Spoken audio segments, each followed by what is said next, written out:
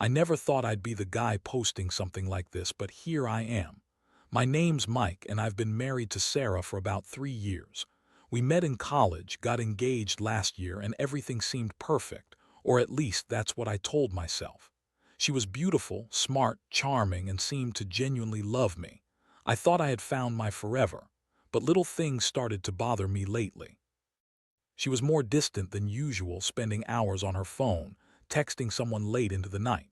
She'd get defensive when I asked who she was talking to, brush it off with some snarky comment about mind your own business. I chalked it up to stress, maybe work or something, until I started noticing she was oddly secretive about her phone, deleting texts, changing her passwords, hiding her messages like some kind of guilty kid. I knew she was hiding something. Still, I didn't want to jump to conclusions. I guess I wanted to believe she was faithful, that maybe I was just imagining things. But then, the other night, everything changed. I came home early from work because I wasn't feeling well, and I decided to surprise her with dinner. I walked into our bedroom, and what I saw made me freeze.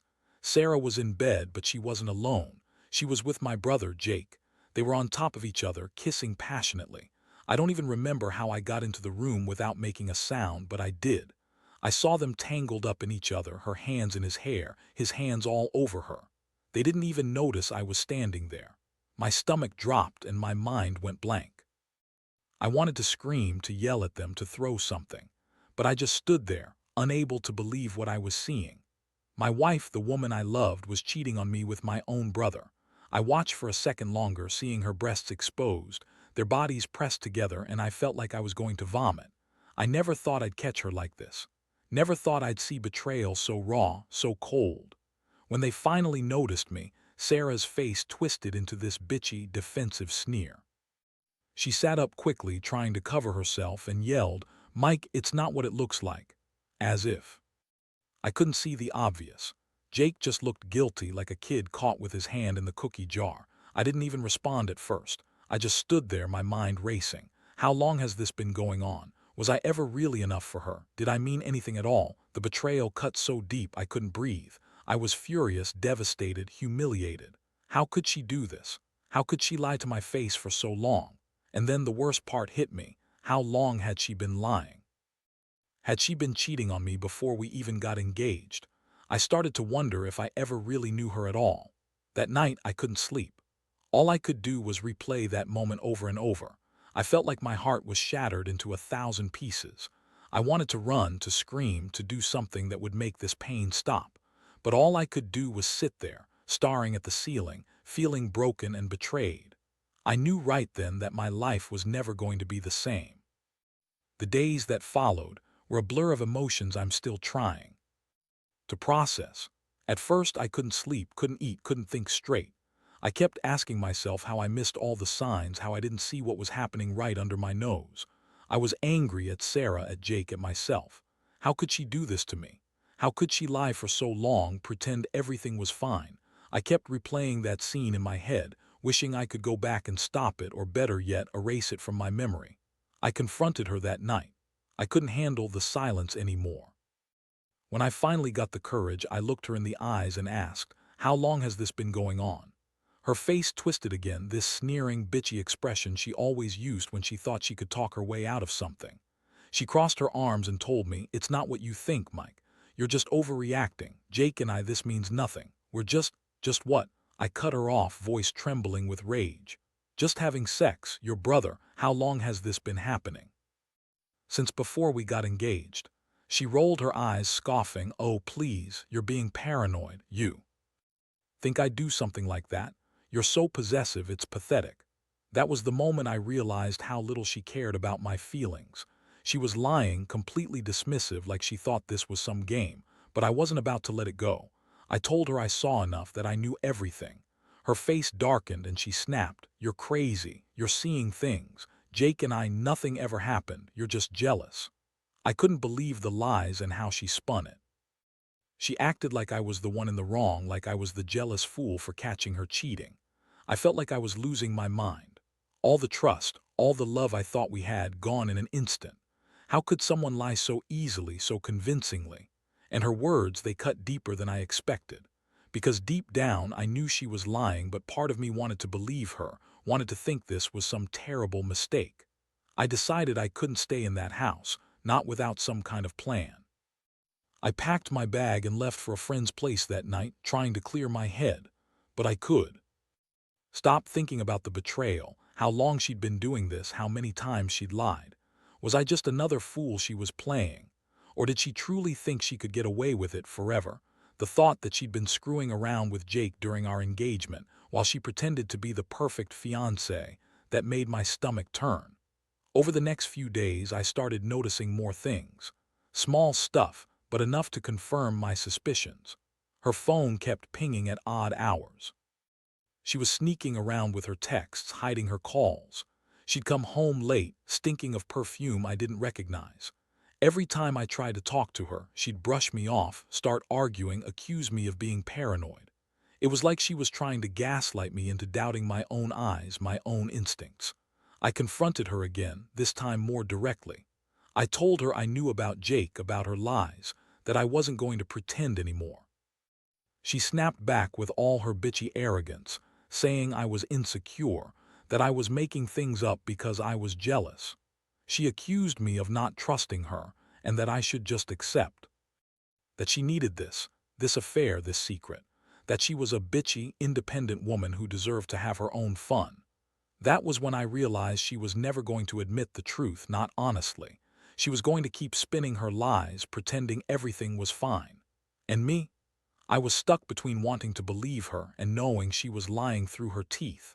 I felt like I was drowning in a sea of betrayal, and I had no idea how to come up for air. Every day, I kept asking myself if I ever truly knew her, if I ever really knew what was real and what was just her manipulation. The worst part is that I still loved her, or at least I thought I did. It's hard to admit, but I still wanted things to be okay. I wanted to wake up tomorrow and find that it was all a terrible nightmare. But deep down, I knew I was holding onto something that was already broken. The trust was gone, shattered into pieces I wasn't sure I could ever put back together. And somehow, I had to decide what to do next. After a few more days of sleepless nights and countless debates with myself, I realized I couldn't keep pretending like everything was normal. Every time I saw Sarah, her smirk, her dismissiveness, it felt like a dagger in my chest. I was furious, hurt, and honestly, a little scared of what I might do if I didn't confront her head-on. So that's when I decided I had to get some answers once and for all, no matter how much it hurt. One evening, I sat her down in our living room. I looked her right in the eyes and told her I knew everything. I said I had seen her with Jake, that I wasn't going to let her lie her way out of this anymore. Her response was pure defiance. She told me I was overreacting, that I was crazy, that the whole thing was just a misunderstanding. She told me Jake was just a friend, that I was just being paranoid and insecure. She threw in some classic lines about how she deserved to have her own life, her own fun, and that I was just some possessive idiot who couldn't handle her independence. I told her I didn't care what she said anymore, that I'd seen enough and I didn't want to hear any more lies. I asked her why she did it, why she cheated on me with my brother. Her response made me want to scream. She looked at me with that bitchy smile and said, "Honestly, Mike, you're boring. You work too much, you're always wrapped up in your stupid hobbies. Jake's more exciting. He knows how to have fun, how to please a woman. Maybe if you weren't so damn dull, I wouldn't have had to look elsewhere." She told me this with such venom I almost believed her. I felt my blood boil. How dare she turn this around on me? How dare she insult me after what she'd done? That was the moment I realized she was a master manipulator, and she thought she could just talk her way out of it like she always did. But I wasn't going to be fooled anymore. I told her I wanted her to leave. Right then. I didn't want her in my house, in my life, until I could figure out what the hell I was going to do. She scoffed, told me I was overreacting and that she loved me.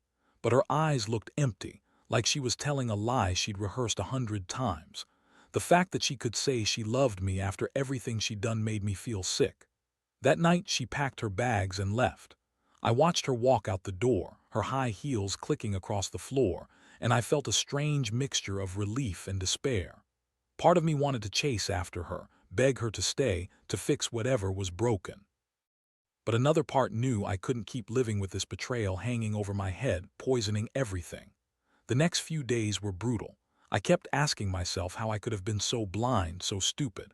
I kept seeing her face, her lies, Jake's guilty look. I felt betrayed, but also a deep sense of loss. I'd loved her. I still did in some twisted way, and I wondered if I'd ever be able to trust anyone again. I thought about confronting Jake, but honestly I was too overwhelmed. Instead, I just stayed alone, trying to process everything, trying to understand how life had turned into such a mess. People say time heals all wounds, but I'm not sure I believe that anymore. This kind of betrayal cuts so deep. I kept asking myself if I could forgive her, if I even should asterisk.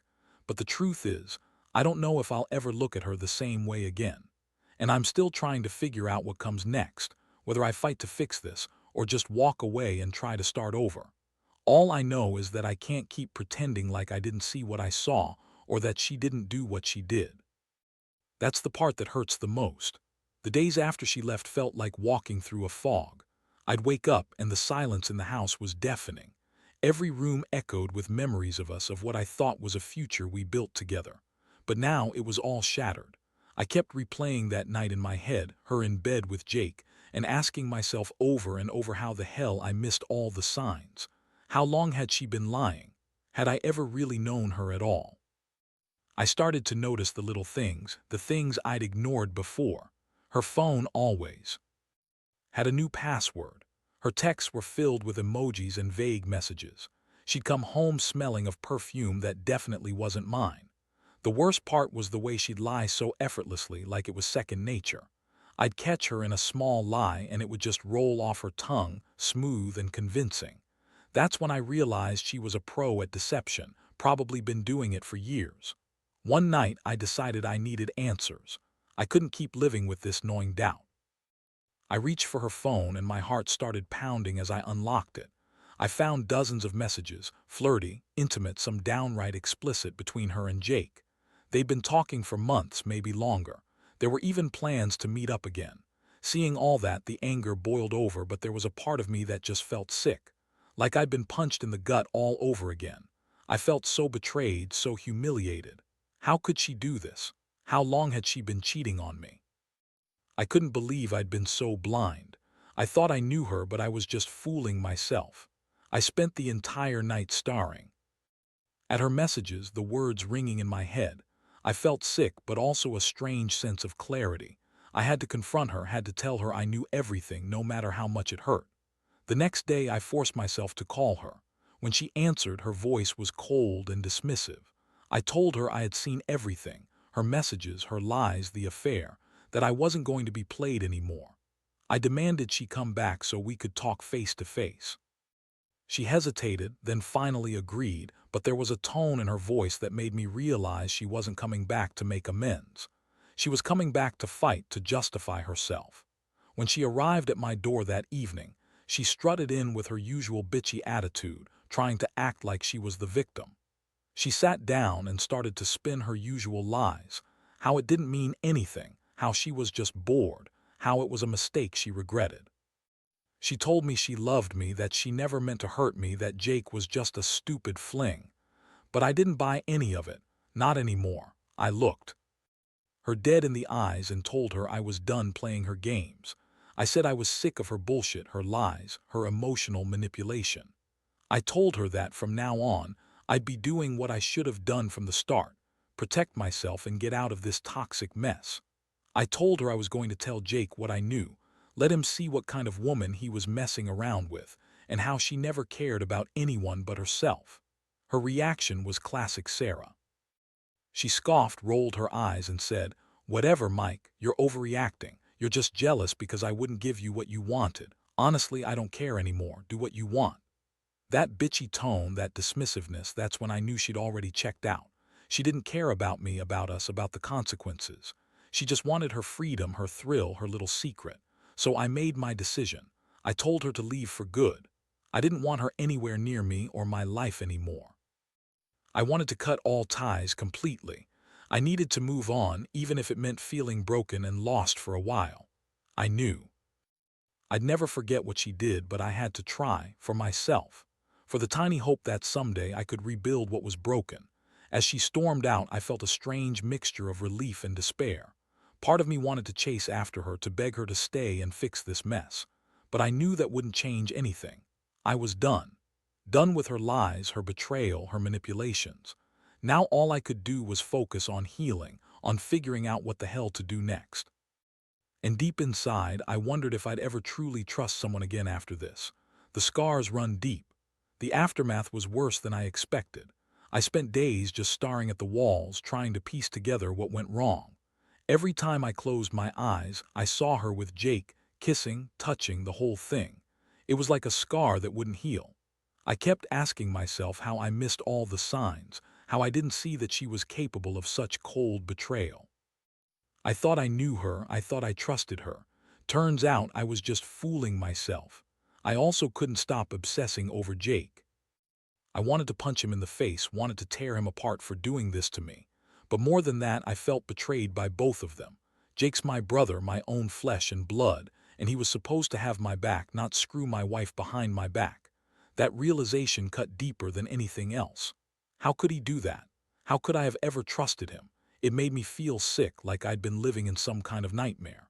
I decided I needed to get out of that house, even if just for a little while. I rented a cheap apartment nearby and moved in alone. The silence there was almost worse. No Sarah, no Jake, just me and my thoughts. I started reaching out to friends, family, anyone who'd listen. Some told me to forget her, to move on. Others told me to fight for her. But I knew deep down that the trust was gone, that the woman I loved had turned into someone I didn't even recognize. And Jake, my own brother, he crossed a line I never thought he'd cross. One night I finally broke down and called Jake. I needed to hear his side, even if I already knew the answer. When he answered, he sounded guilty, nervous. I told him I knew what he did, that I wasn't going to pretend anymore, that I was hurt, angry, and mostly disappointed. The silence on the other end was deafening. He finally mumbled some weak excuse about how he was just bored, how Sarah was hot and it just happened. I told him it was bullshit, that he was supposed to be my brother and he'd just thrown all of that away for a quick fuck. That call left me feeling emptier than ever. I realized that I'd lost not only my wife but my brother too. The person I thought I could trust the most had betrayed me in the worst way, and I had no idea how to move forward, knowing half my family was broken, shattered by this betrayal. I wasn't sure if I could ever forgive either of them. Honestly, I didn't want to see either of them ever again. But even in my darkest moments, I knew I had to pick myself up. I started going to the gym, trying to take care of myself, even if it was just a small thing. I read every article I could find about betrayal and heartbreak, trying to understand what I was feeling. I realized that part of me was still holding on to hope, that maybe someday I'd find someone who actually deserved my trust, who wouldn't screw me over. That hope kept me going, even if it felt like it was slipping away every day. Looking back now, I see how blind I was. I see how I ignored the warning signs, how I justified her actions, how I tried to convince myself things would be okay. But I also see the importance of knowing when enough is enough. Trust is fragile, and once it's broken, it's almost impossible to repair. I've learned that the hard way. Now I'm trying to rebuild my life from scratch, piece by piece, trying to figure out what real loyalty and love even mean anymore. It's a long road ahead, but I know I can't stay stuck in the past. I just hope someday I'll be able to trust again, and that I'll never, ever let someone betray me like this again. Now, sitting here months later, I can finally say I've started to put the pieces back together, even if it still hurts every day. The betrayal cut so deep that I honestly didn't think I'd ever get past it, but somehow I did. I stopped obsessing over her, over Jake. I stopped blaming myself for missing the signs. That's the thing about betrayal, it messes with your head, makes you question everything you thought was real. But time, as cliché as it sounds, really does help. It's a slow process, and some scars never fully heal, but I've learned to live with them. I also realized I had to forgive myself first, for trusting her so blindly, for not seeing the warning signs, for hoping things would somehow get better. I learned that trusting someone is a gift. You give them your heart, and when it's broken, it's your choice whether to rebuild or walk away. I chose to walk away, not because I wanted revenge, but because I knew I deserved better. I deserved someone who respected me, who was faithful, who didn't lie and cheat behind my back. As for Sarah and Jake, I don't think about them much anymore. Honestly, I don't even hate them, just pity. They threw away something real for a fleeting thrill, and now they're paying the price. I hope they find whatever it is they're looking for, but I also hope they realize that some things, once broken, can never be fixed. I learned that the hard way. Looking back, I wish I could tell my past self to pay more attention, to trust my instincts, and to never settle for someone who doesn't value honesty.